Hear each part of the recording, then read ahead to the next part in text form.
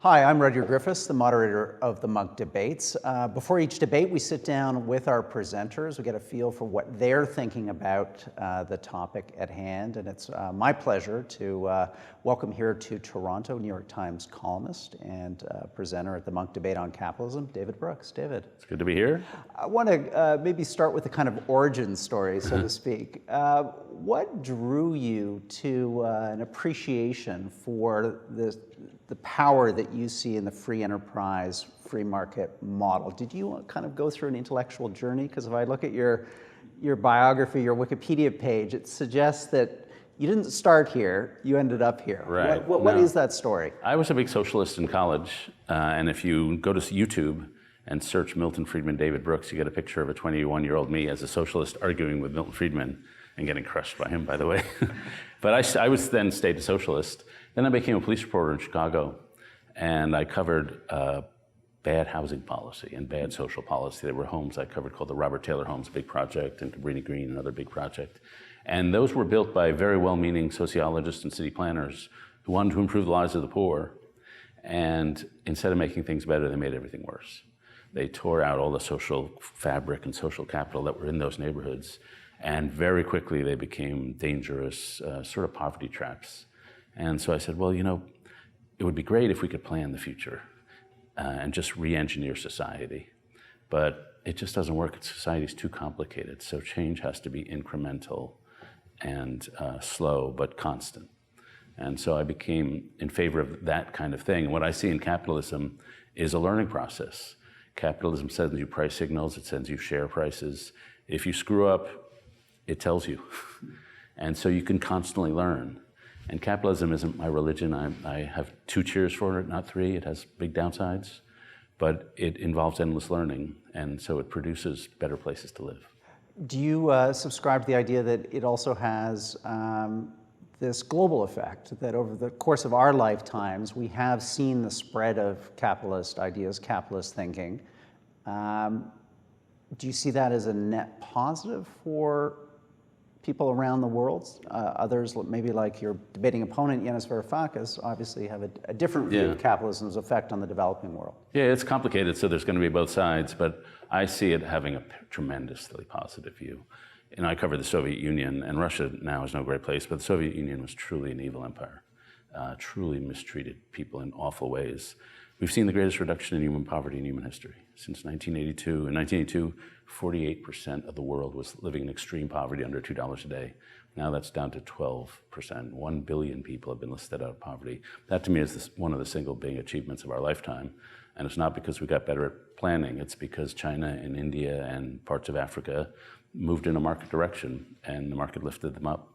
And so life, you know, the problem with capitalism, it always has downsides. It's based on a system of creative destruction. It's very creative, but old things get carved away. And in Canada and the US, we see vast differences between urban and rural. And so there are complexities here. But when you lift 1 billion people out of severe poverty, you've done something kind of amazing. Let's talk about some of that creative destruction. You're someone who has written and kind of taken on board a real concern for the fabric of community in contemporary society. No doubt an issue that will come up in this debate is the effect of, I don't know what we want to call it, late capitalism, this moment that we're in, its effect on community. The extent to which we have these large incumbent corporations that operate with disproportionate power vis-a-vis the localities that you philosophically feel give us so much enrichment and meaning to our lives. Are those tensions resolvable? I think they're resolvable. The first thing to say is, if you get rid of capitalism, it's not like you return to nirvana. You centralize power in your political elites. So capitalism, one of the nice things about it is it decentralizes power. You have a power node in politics, a power node in the business sector, and a power node in civic society. And in my view, capitalism can really destroy communities because it's about movement and change, and it's about opportunity. And people want to move to better things. But when I go around the country, in this country and in the US, and I look at the community and I look at the healthy fabric, one of the first things I ask is, are the people who own the big employers here, do they live here? And when you get a town where a lot of the big employers live in the town and use their wealth to help the town, you just get tremendous benefits. And so I think capitalism, if it's distant and ruthless, it can strain communities. But if it's local and active, and if you get small groups of business people creating a community foundation, you can just have a tremendous positive effect on the community. So it's up to the people. It's up to people to behave well. Do you think people have a right to stay in their communities, or do they, in a sense, have to follow these price cues to look for employment, to look for opportunity? Some might say, do we have a moral responsibility to allow them to exist where they exist and living in ways and patterns that they may have done for decades or centuries? Right. You know, I go around West Virginia, say, in the U.S., or you could go out west here, and there are no jobs in a lot of these places. And you sort of want to say, well, you can move. And sometimes they say, well, if you could give me a voucher, I'd move. I just can't afford to move. And so I support mobility vouchers for that reason. Sometimes they say, no, my people here, my roots are here. I've been here for centuries. And so then the right thing to just say is, what can we do to improve this place? And so there's an economist in America named Raj Chetty who studies social mobility and economic health in neighborhood by neighborhood.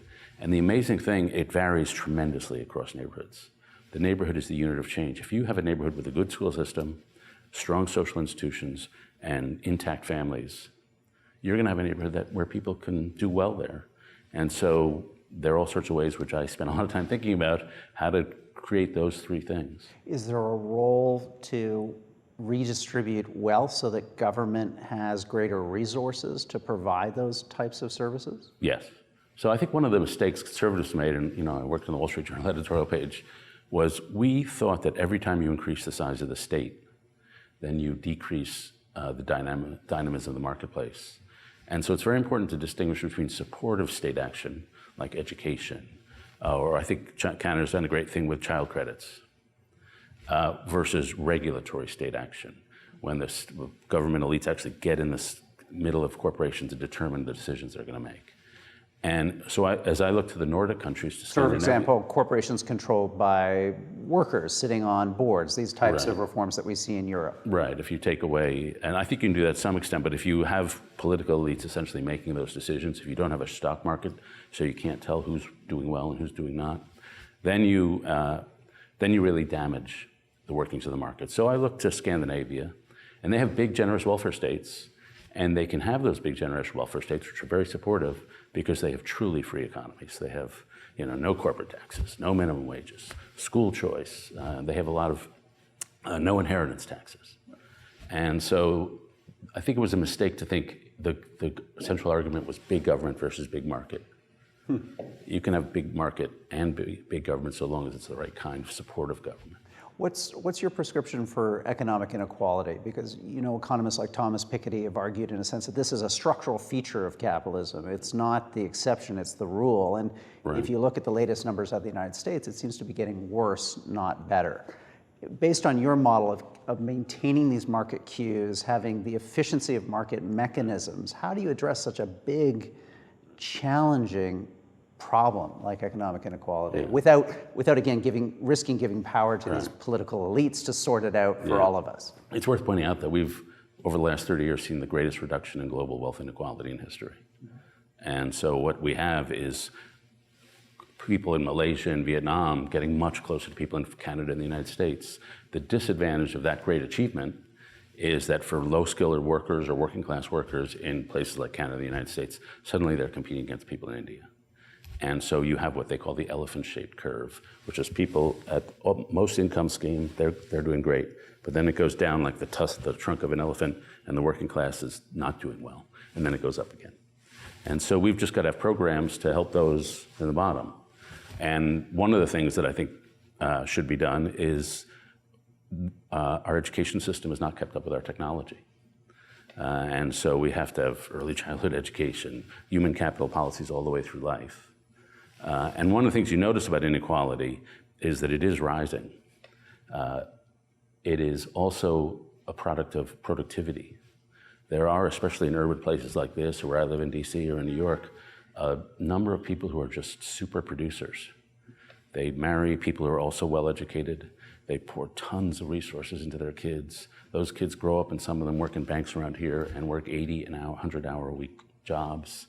And those people are making a lot of money, but they're like slaves to their jobs. So I wouldn't necessarily recommend it. But that's one of the drivers of at least the top chunk of inequality. And I don't want to punish them. I just want to make it so everybody can have the opportunity to work in a place like this if they want to, or get a trade so they can be productive. You can't fix inequality without giving more people more skills to become more productive. Put your hat on as a U.S. political observer.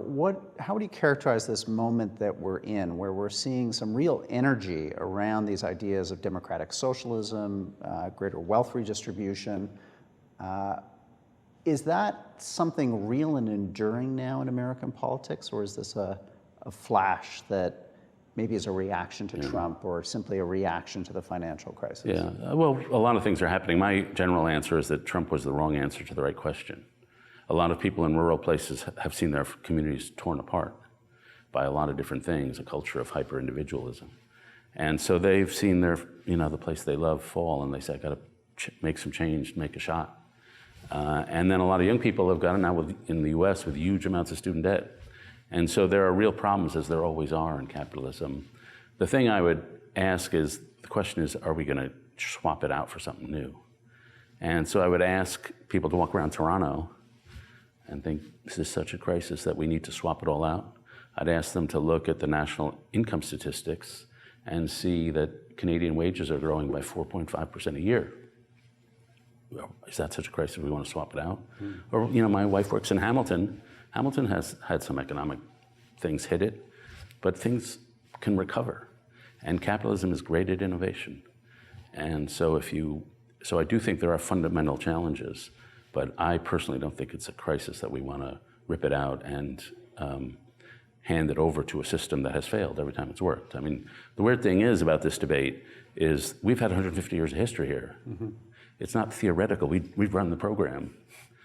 And capitalism won, and to me, and if you look at the actual world, the central debate in our time is between democratic capitalism in places like this and authoritarian capitalism in places like China. And so it's capitalism either way are going to make it good capitalism or bad capitalism. And that to me is the real existing reality around us.